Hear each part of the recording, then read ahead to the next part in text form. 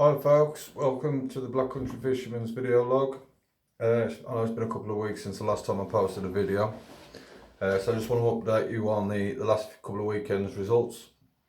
On the 4th of August, which was, funny enough, my birthday, happy birthday Rob, we fished Woodlands View on the Ghost Pool. It was a nice sunny warm day. As soon as we got there, you could tell that all the fish was up in the water. On that pool, there are certain pegs which fish particularly well. If you're lucky enough to draw them, I think it's permanent peg, don't quote me on it, but I think it's permanent peg 14 or 15 in the corner by the caravans. That generally fishes well. Not all the time, but 9 times out of 10, that's going to be the peg to beat. The other corners don't particularly fish that great, if I'm honest with you, compared to the rest of the pool. But yeah, so I found myself on peg 1, which, to be fair, I mean, I wasn't unhappy with the draw, but I wasn't particularly over the moon either. The last time we fished it, there was a very good angler on there called Ray, who knows his stuff, and he struggled on there. The fish come very, very late. So anyway, I got there, I fished how I fish. I think I started on top kit +1, fishing short, hard mill, 6mm pellets, and on the bottom, again, lined out no end.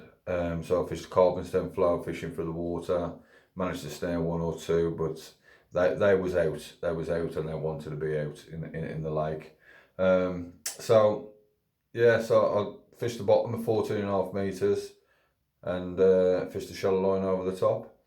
Same as always, down there for me, to be honest with you. 2 hours, I was certainly in the top 2, top 3. But yeah, doing really, really well. And then I just completely went to pot. There was a spell of like 2 hours where I didn't catch next to anything. Couldn't get a bite. I didn't want to fish on the bottom. I was catching small, stocky carp on the bottom of 14.5 metres, perhaps 1 every 10 minutes. But they was averaging about £1 a piece.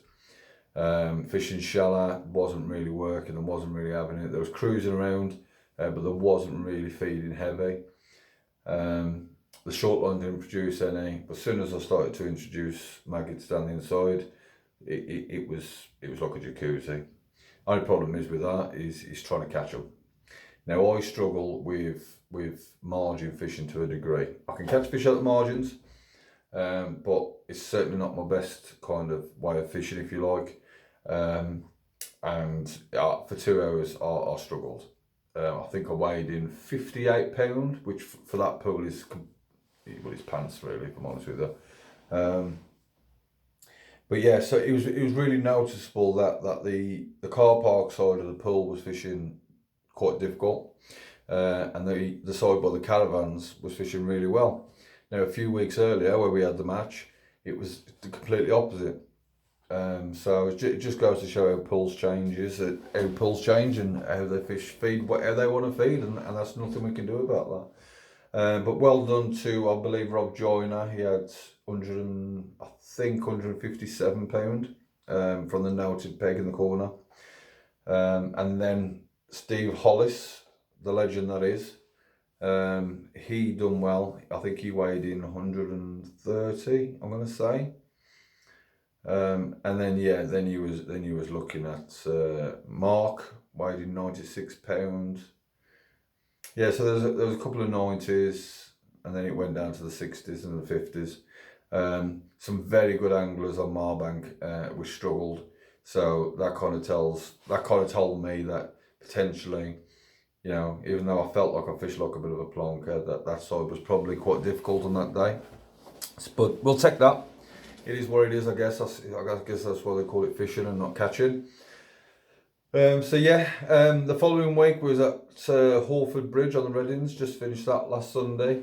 I'll be honest with you, I can't get on with the place. Cannot get on with the place whatsoever. 95% of it's margin fishing, and same again. You know, that in my club there are some anglers who can catch £150 at the inside and make it look easy, where I struggle. I've got the fish, I've got exactly the same amount of fish in front of me as they have, And the problem is where they catch £100 at the inside, I might catch 40, and that is becoming a bit of an issue, if I'm honest with you. I'm not quite sussed how to do it yet. Certainly not as good as them, but I'm on it. I'll work on it. But yeah, Hawford Bridge. Don't particularly like the players, but I drew a decent peg apparently. We was on the Reddings pool. I should have known straight from the off. I done my normal setup. I fished down the slope. I think this was a top kit +2. Feeding 6mm hard pellets again. Same again. I'm not after silverfish. I'm after carp. So hard pellets all the way.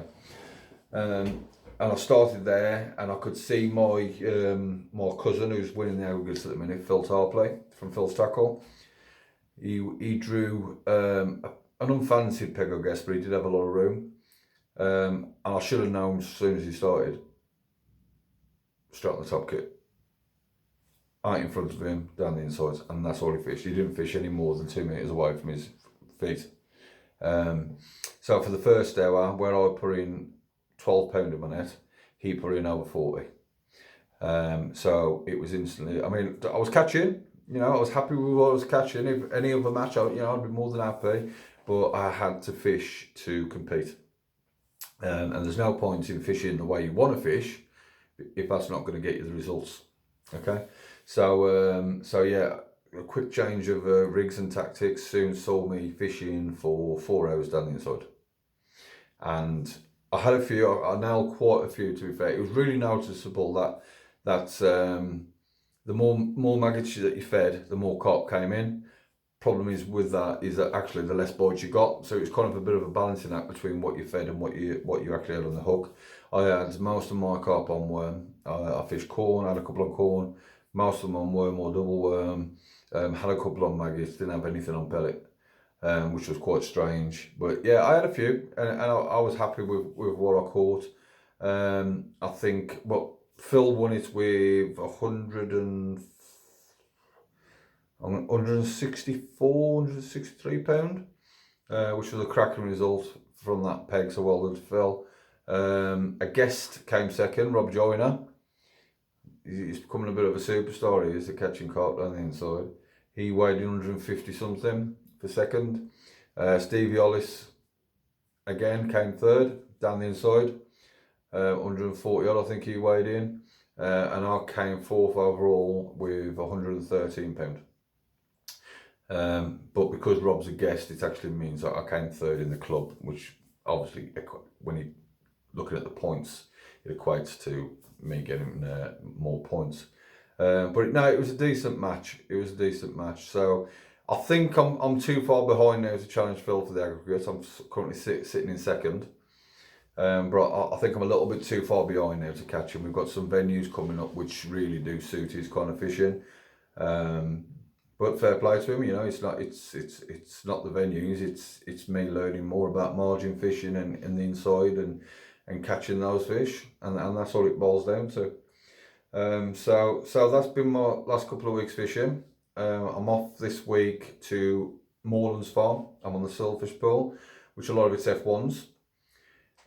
If we were the only club on the pool, I would expect it to fish its head off, if I'm honest with you. You're going to need well over £100 to get anywhere near top 3, I would have thought. But the last time we fished it, they actually fished and one club one side, another club the other side.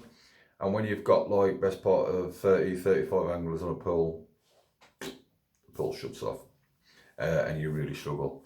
I like to think I'm quite a decent F1 fisherman, if I'm honest with you, but yeah, I think I struggled for about £40 last time, £30-40 last time, which from that fishery is just ridiculous. It's absolutely ridiculous. You need to be going there, sitting on your peg and thinking, right, okay, how am I going to catch £150 today? Because the fish from there. But the problem is too much pressure on a pool, the fish shut off, and that's it. They don't need to feed. Whatever you put in on feed, they'll feed once everyone's sodded off, you know. So yeah, really looking forward to that. Not happy that I'm having to finish work and then go straight to fishing. And then I've got work on the Sunday nights as well, so it does knock me about a little bit, but no excuses. So yeah, looking forward to that. Got my rigs, just getting all my rigs and bits and bobs sorted and one thing and another now. So yeah, so I just want to touch on a couple of bits. So I've been, everyone, an awful lot of people now on the match scene use these. Yeah. Guru hybrid feeders. Yeah. Come in all different sizes. But I've had a couple of problems with them. So first and foremost, if you are a match fisherman, we very often check our elastics for wear and tear. Any fraying on them or anything like that, and we normally nip a couple of inches off and then retie it and put the Dacron connector on one thing or another, and that's good practice. Yeah, that's really good practice. But what I noticed, I was fishing a match down at Woodlands a few weeks ago, and I was using the elasticated hybrid feeder, and it's one of them that you've got to get right close to the island to get a bite. And yeah, I mean, these things are fantastic, but the problem is, because they're elasticated, I don't know how many people actually check the elastic in these. Now, to me, I think, they wouldn't probably admit to it, but I reckon that's black hydro myself. And what I actually had a couple really over the course of the last few weeks where the elastics broke, simply due to it being frayed. So what I've decided to do, I've changed all my hybrid feeders to inline feeders. But I don't want to get rid of these because they do have a purpose, especially when you're fishing the heavier hybrids or you're fishing at long distance. They do really cushion it, so I don't want to get rid of that. But what I am going to do is re-elasticate them, okay? Which is a bit of a, I wouldn't say a tip, but it's just something to think about and bear in mind. I've just elasticated a top kit for my lad who's starting to fish, my 9-year-old. Go on, Lewis. So I'll just bought him a little 4.5 metre margin pole, solid thing. Yeah, it's only cheap, 40 quid. If it breaks out, it breaks out. But I elasticated it with black hydro, and with what was left, I am now in the process of re-elasticating my hybrid feeders. Because the last thing you want to do is fish an important match or have a big fish on or one thing or another and lose it due to laziness, really. I don't know how easy it is, I'll get back to you on that, but you know, it's something to think about, I guess, in terms of your feeder fishing. So that's that. One thing I would like to talk about, and just a little bit of a tip as well. So I've spoken to a few, I would say what you'd call professional anglers, if you like, over the course of the last 12 to 18 months. And Jamie Hughes actually gave me a bit of a tip, which I've used since. And that is pole elastic lubricant. Slick, whatever they want to call it. Preston does one, I think it's called Duraslick or something like that, blue colour. We all have our own, you know, washing up liquid or one thing or another. So just for me to share what I've been told, and if Jamie Hughes uses it, probably ain't going to be too far wrong, is it? He uses, just get yourself a little bottle. This is one of the wife's skin makeup application, whatever it is. I don't know, some rubbish primer water or whatever. So I'll nick this. Yeah, I didn't empty the contents down the sink, by the way. It was actually empty when she had it. So what I've put in there is, I've put, a really good squirt of hair conditioner, fills it with water, give it a shake. That's it. It's got a spray top. Yeah. That's not too bad, actually. Yeah, and that is something I will carry in my bag, and that's something I will elasticate my top kits with. So my top kits, when I do them, they're on a slant like that. I just give them a couple of squirts in each one, and by the course of what I'm setting up, they'll drain down and just give that elastication, a little bit of lubrication. The only thing I'm not sure, and it's something I'll probably get back to you on, is I've been using it since the start of the season in April, and I've had no issues with it yet. I guess my only concern is, does it leave residue on the elastic? Does that then leave residue in the pole itself? And how does that affect the running of the elastic? So I guess it's one of them things that we'll need to look at and check. It's all right for him because he's probably changing his elastic free of charge every other week. Where for mere mortals like us, we have to be a little bit more fussy, I guess, when we change our elastics. So that's two little tips. So yeah, that's pretty much my video log for this time. I'll try and get back straight after we've fished Woodlands farm. So gents, folks, have a good one, and hopefully see you on the bank.